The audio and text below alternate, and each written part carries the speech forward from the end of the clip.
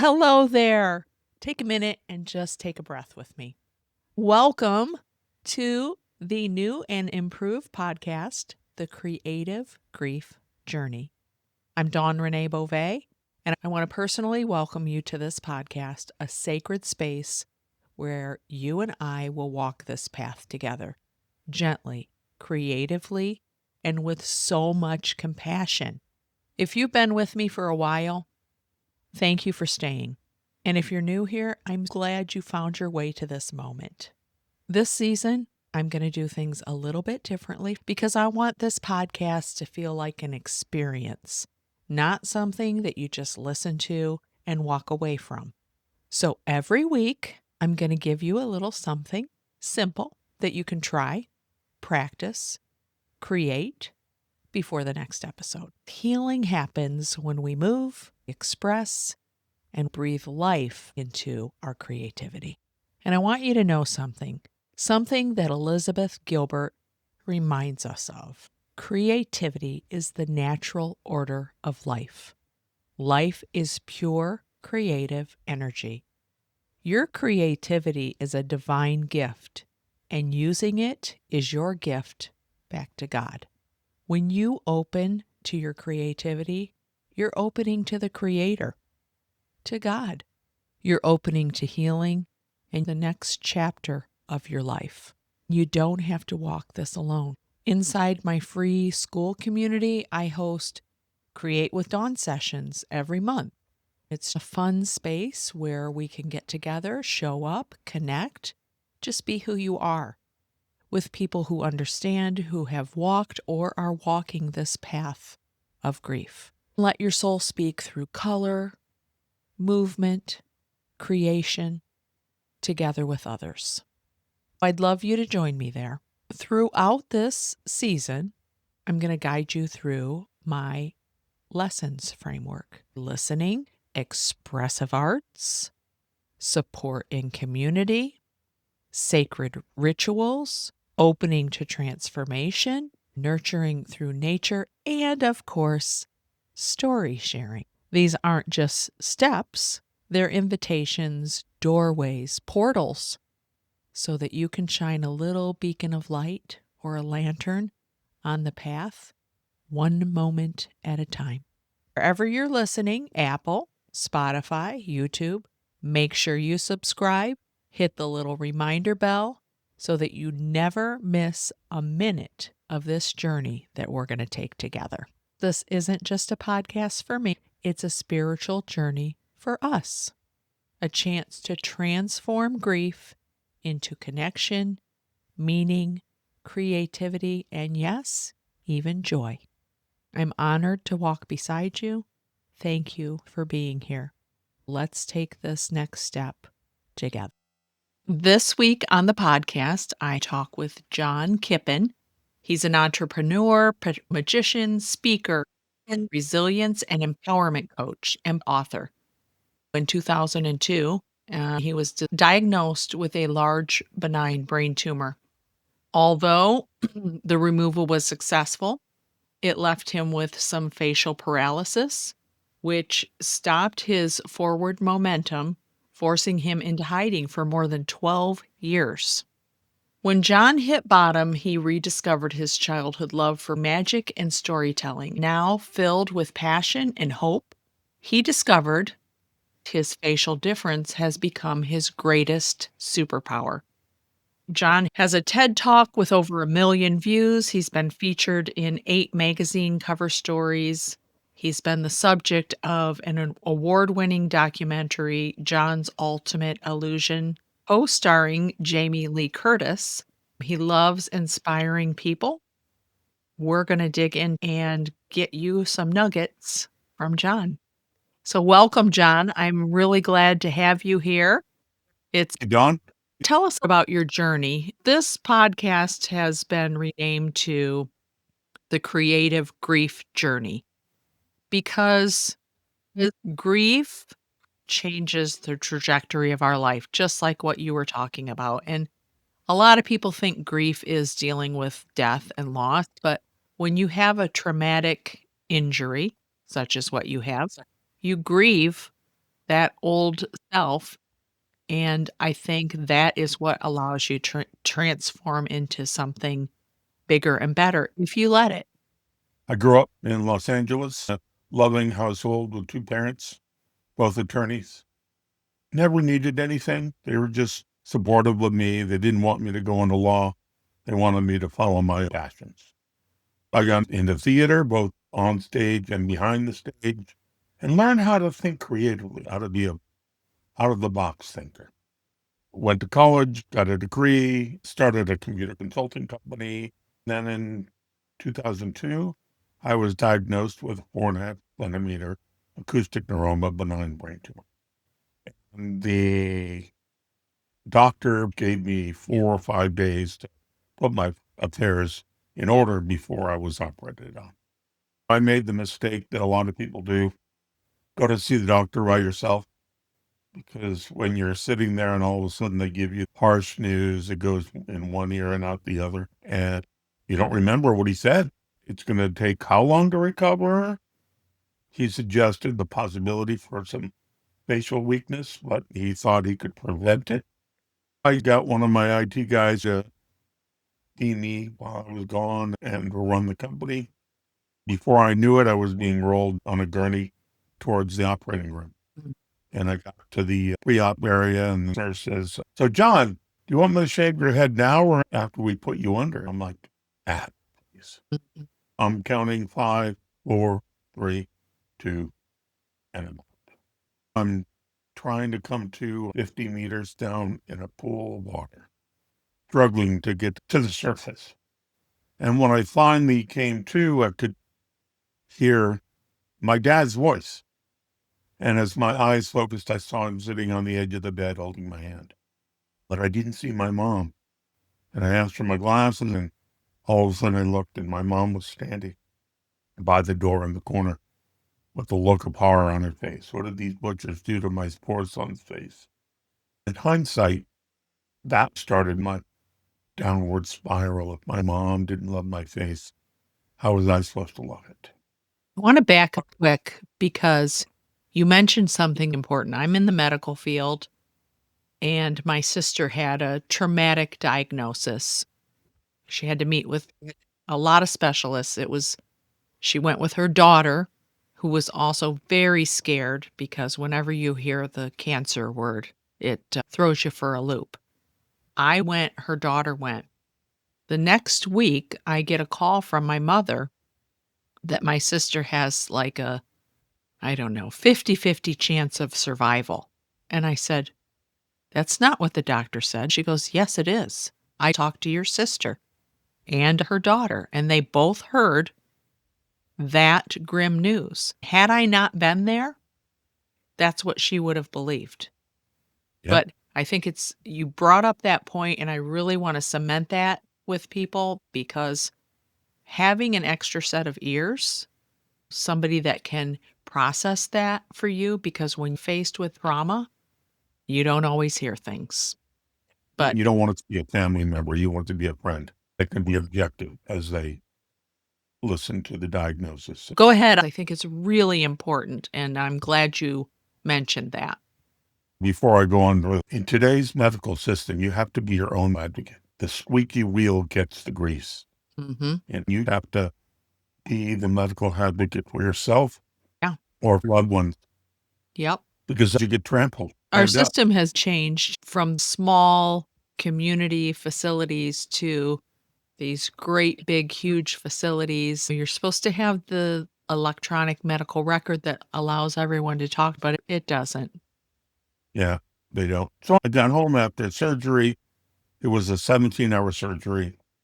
I was in the hospital a week. My dad drove me home, and I had someone stay with me that first week because I had no energy.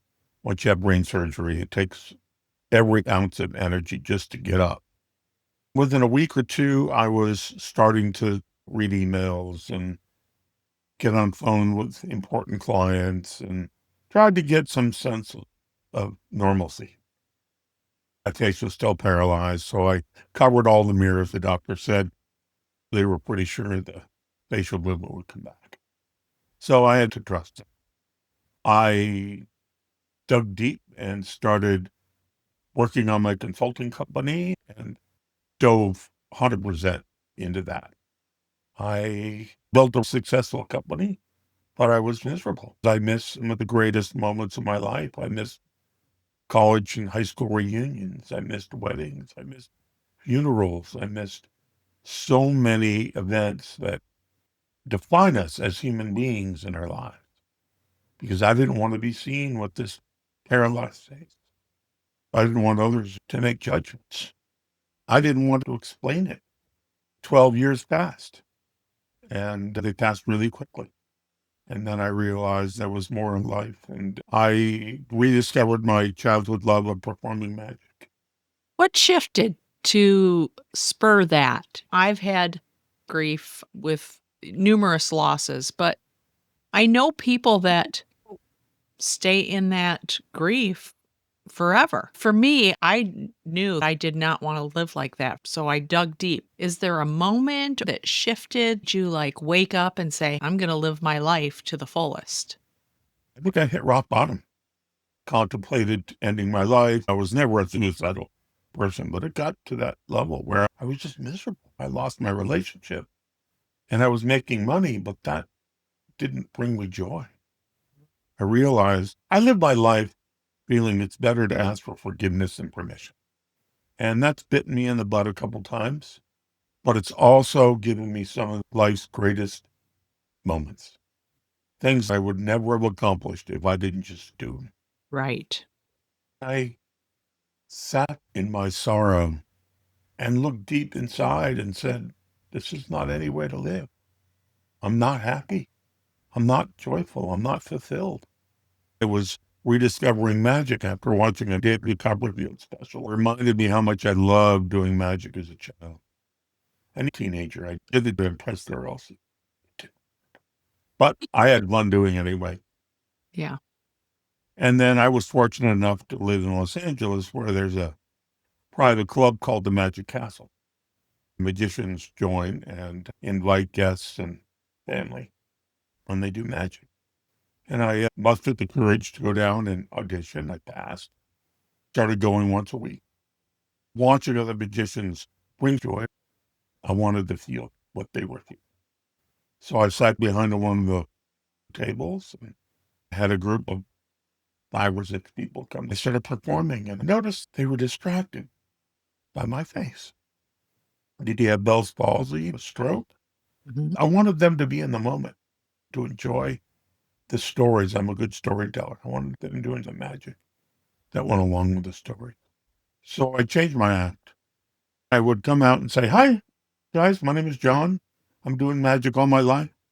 In 2002, I had a brain tumor that traumatized my facial nerve. As I recovered, I realized I had acquired some new skills, some new awarenesses. I don't know what they were because I was unconscious. All I know is I recovered.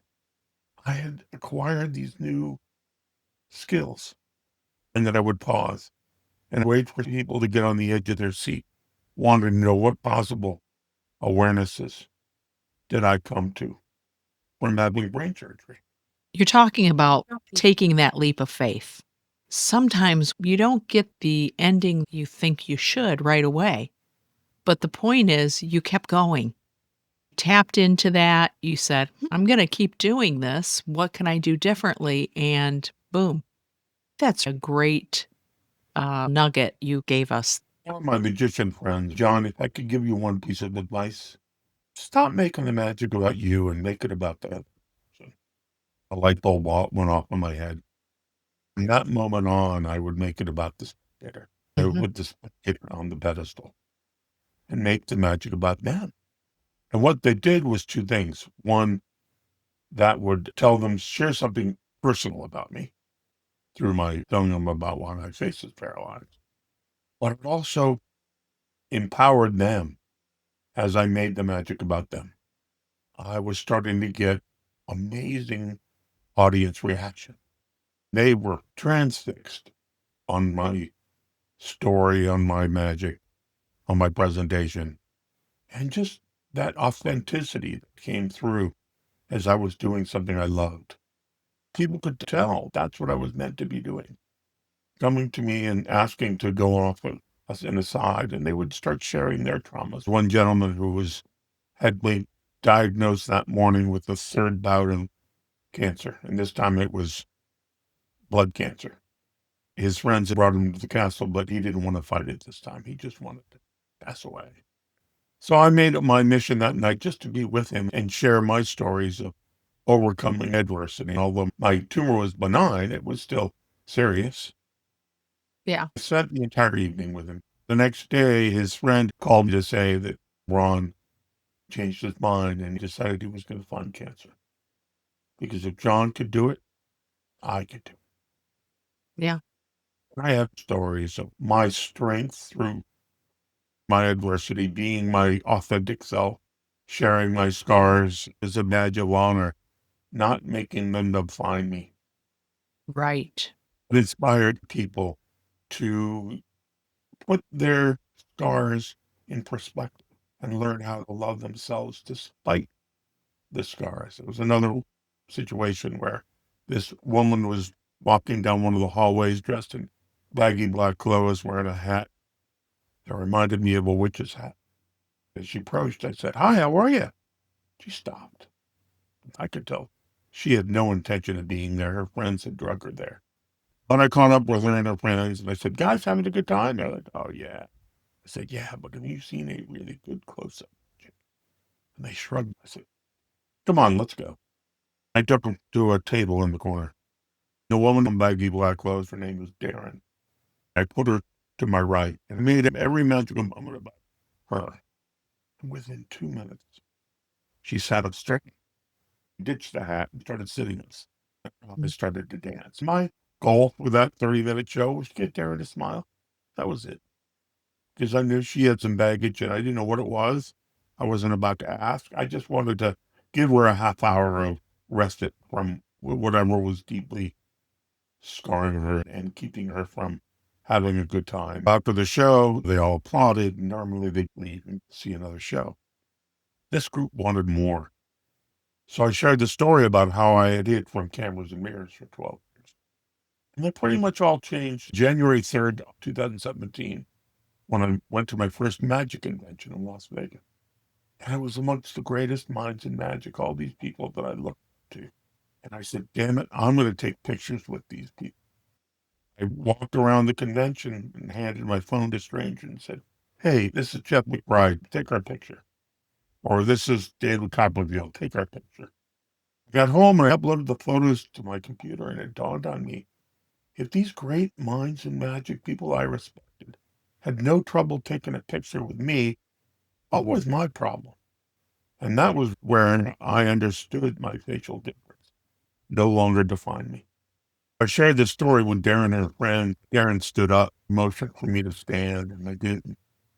He gave me one of these bear hugs that you don't soon forget. It's like she hadn't seen her brother in 20 years. It's holding on for dear life. But she finally let it go, which seemed like 10 minutes, but was probably 30 seconds. She said, "John, I need to share something. 4 years ago, I had a double mastectomy because I have the BRCA1 gene. And my mom, my aunt, my sister, and I all had our breasts proactively removed. I, of course, was the last in the family to do that.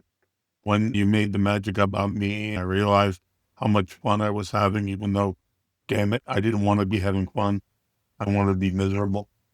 And then I heard your story.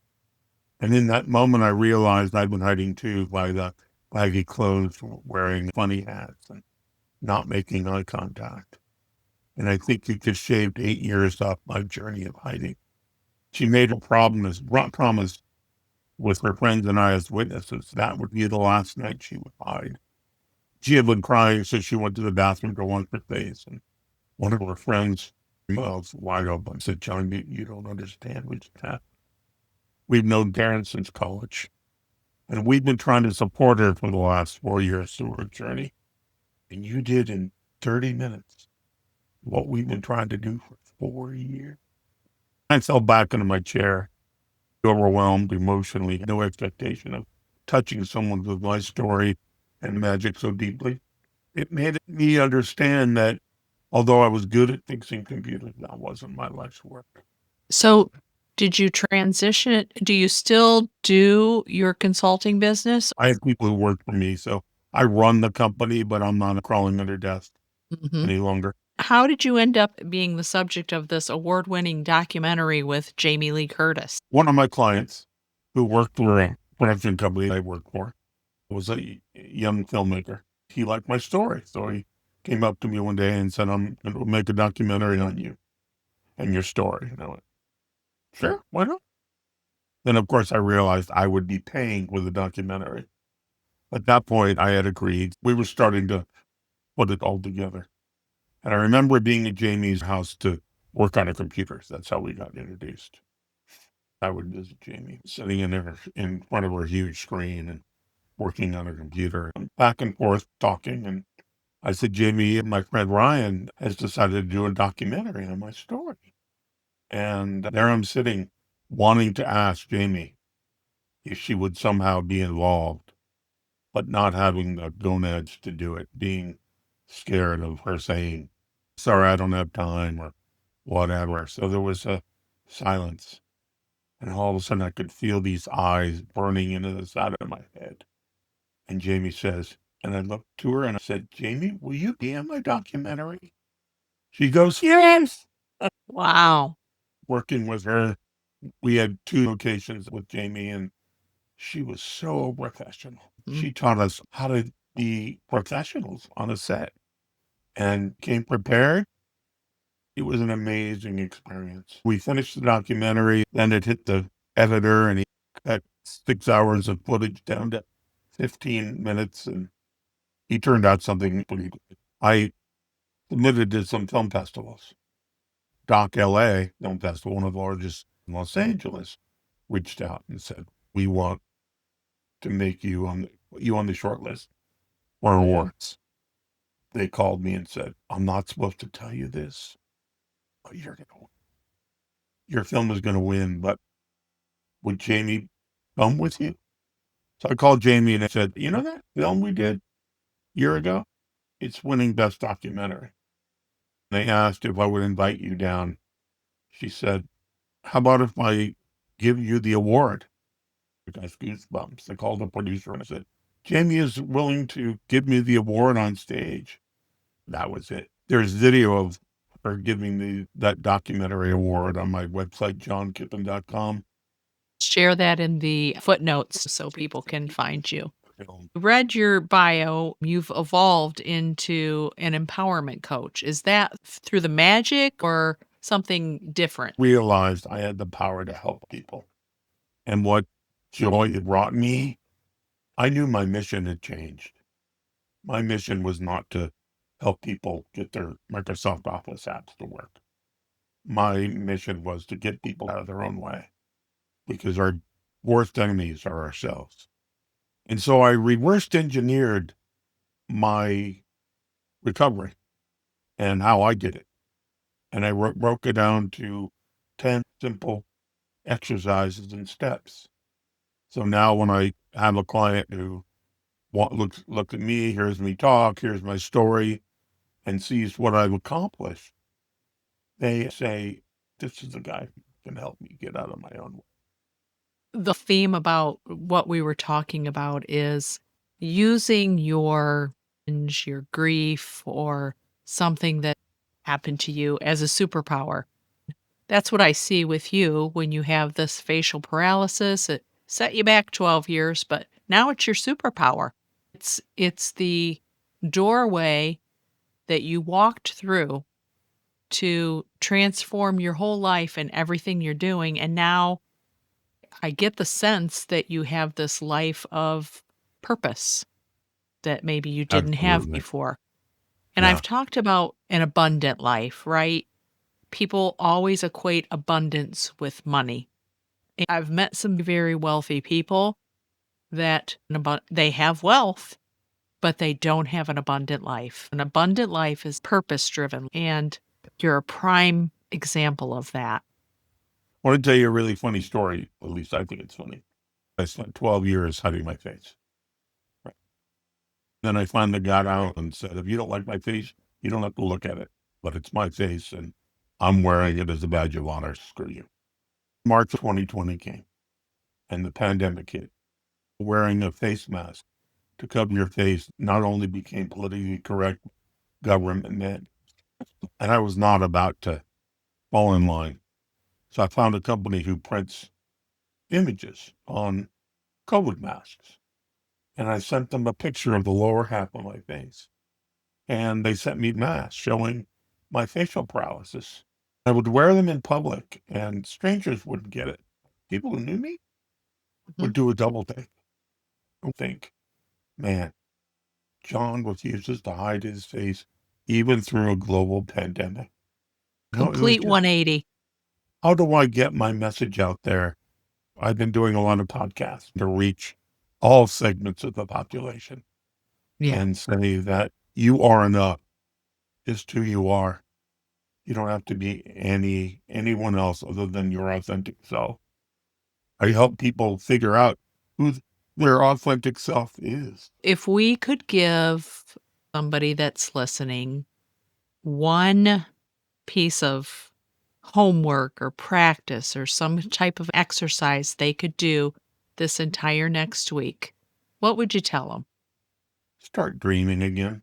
As a kid, their parents were 5, 6, 7 years old, and they have an adult friend come over, and the adult friend said, "Hi, John, what do you want to be when you grow up?"